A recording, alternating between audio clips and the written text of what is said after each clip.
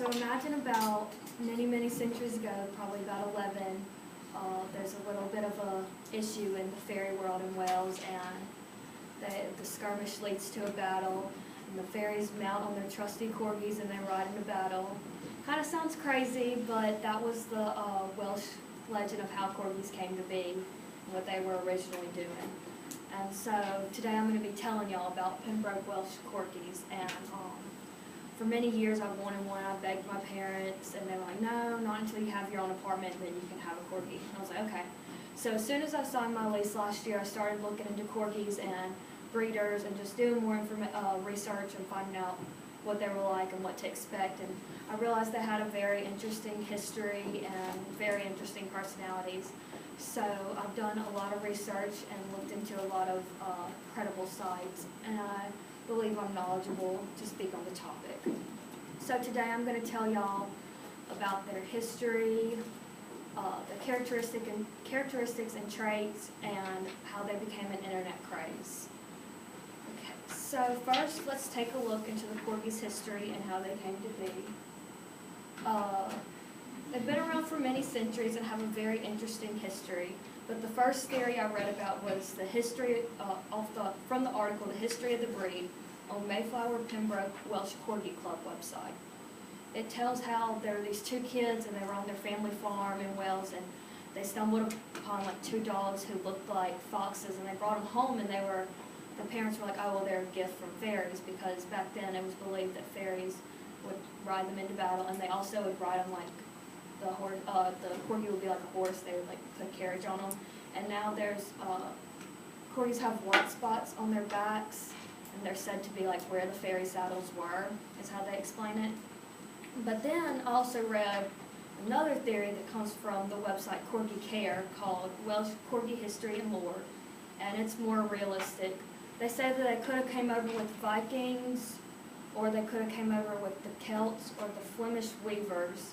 But none of that's really confirmed exactly, but they know that whenever they did come over, they started to be used as herding dogs.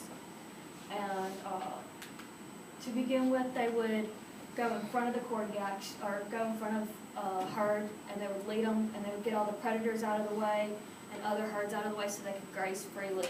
And then it developed into them bringing cattle or leading them to the marketplace. And it expanded, and they started bringing livestock and geese to the marketplace also. So they were very useful back then. And there's also two different types of corgis, the Pembroke Welsh and the Cardigan Welsh, but they come from the same descent, and they weren't recognized as being different until 1934. But there's not really much of a difference other than the Cardigan has a tail, the Pembroke does not. And I'll be talking about the Pembroke because they're a lot more popular today. So now that we know about what their history is, now we're going to learn about their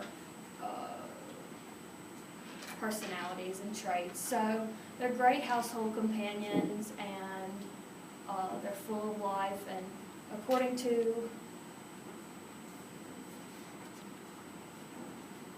as the article, Corgi Personality and Temperament off Can of Pets says, they're very playful and entertaining, and they're big attention hogs, and they're really big goofballs, and their energy levels are super duper high. I can attest to this because my dog Rufus, she plays fetch a lot, and we have a red blazer that she plays with, but soon her tongue will be hanging out of her mouth just like this, and she'll have to curl up and take a nap because they have such short little legs. They have a ton of energy, they just don't have a lot of endurance. But they're great, they can adapt to living in an apartment pretty well. They just have to go on multiple walks, and they have to go run a few times a week. But they just always kind of need to keep busy, because if they don't, they'll keep themselves busy, and that's never good. So, but they're very smart dogs. They're easy to train. You just have to be very firm with them because they're very stubborn, and they like to be their own boss or your boss, either way. So you have to establish pretty fast who's in charge. And so it just takes a lot of patience. And so now that We've talked about their history and their personality. I'm going to talk about how they became increasingly popular in social media. We could probably attribute this a lot to Queen Elizabeth because she's owned many corgis. In the article, The Queen's Royal Corgis on akc.org by Randa Chris, she talks about how Queen Elizabeth got her first corgi, her very own corgi, on her 18th birthday, and her name was Hickathrift Pippa. And then they nicknamed her Sue, and then that turned into Susan, and so her first corgi's name was Susan, and she even brought her on her honeymoon. But she's owned 30 corgis over the years. She has her own breeding program. Her last two corgis were Holly and Willow. They've passed away, and she says she's not getting any more because she doesn't want to leave any behind, but she's owned a lot. And so she's probably one of the reasons they've become very popular. This is Susan. This is Queen Elizabeth. And so on the website, the New York Post, it talks about how corgis became the hottest dog of 2019 by Susie Weiss. In 2008, they were the 24th most popular dog. And since then, 2018, they've moved all the way to 13th most popular dog. And they even have like this cafe in East Village. It's called Boris and Horton. They have dog meetups all the time, and they say that corgi meetups are some of the most popular.